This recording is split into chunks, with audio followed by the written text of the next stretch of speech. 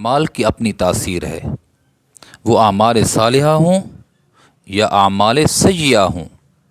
اعمال صالحہ کی اپنی تاثیر، اعمال سیئہ کی اپنی تاثیر ہے۔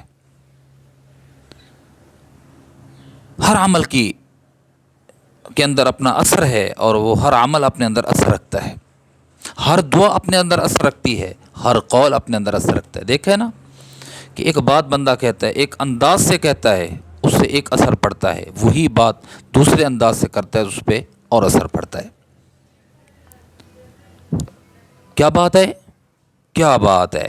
دیکھو انداز میں فرق ہوا نا۔ کیا بات ہے؟ یہ سوالیہ استفہام ہے۔ کیا بات ہے؟ یہ قابل ستائش عمل پہ اس کو کہا جاتا ہے، تحسین کے طور پر اس کو کہا کیا بات ہے۔ بات ایک ہے، لیکن لہجے میں تبدیلی کی وجہ سے معنی بھی تبدیل ہو گیا اور اس کا اثر بھی اور ہوا۔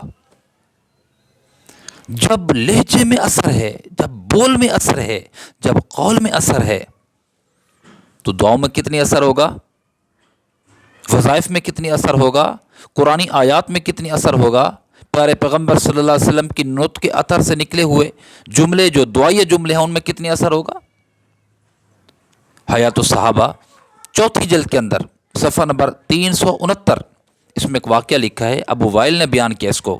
کہتے ہیں کہ حضرت عبداللہ رحمہ اللہ کہتے ہیں اصحاب پیغمبر میں سے ایک شخص کے ساتھ شیطان کی لڑائی ہو گئی، کشتی ہو گئی شیطان کی۔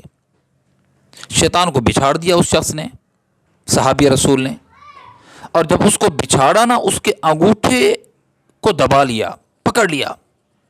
شیطان چھڑوانا چاہے اور یہ صحابی اس کے انگوٹھے کو چھوڑے نا۔ اس نے کہا کہ اب مجھے چھوڑ دو، میں آپ کو ایک وظیفہ بتاتا ہوں کہ اس کے پڑھنے سے ہم شیاطین جو ہے نا یہ دم دبا کر بھاگ جاتے ہیں۔ انہیں جو ہی چھوڑا یہ بھاگ گیا۔ پھر لڑائی ہوئی، پکڑ لیا، پھر لڑائی ہوئی، لڑائی پہ پھر انہوں نے انگوٹھا پکڑ لیا، انگلی پکڑ لی۔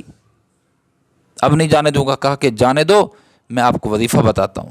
دوسری دفعہ بھی وہ نکل گیا۔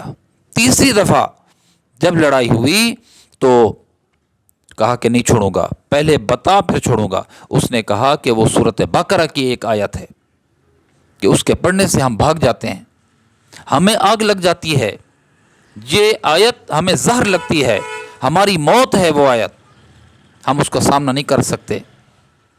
کہا وہ کون سی صورت ہے؟ کہا وہ آیت الکرسی ہے۔